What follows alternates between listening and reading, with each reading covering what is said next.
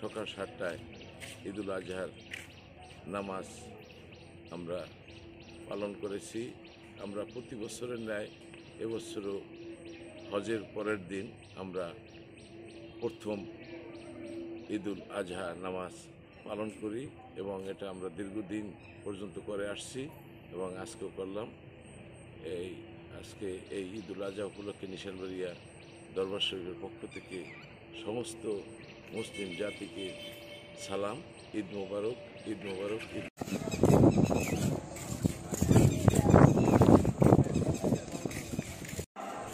বাবারা, এবার আমি নামাজ পড়াবো প্রথম রাকাতে। আমি বলে দিই কোন কোন সূরা পড়া।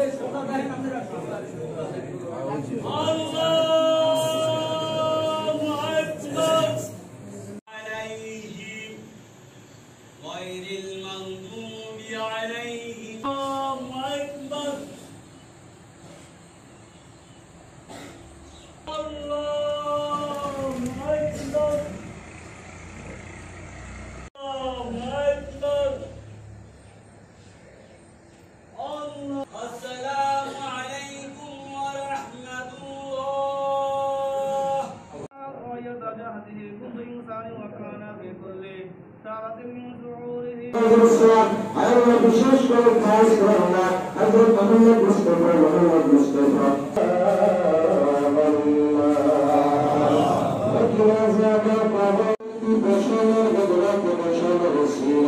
আপনি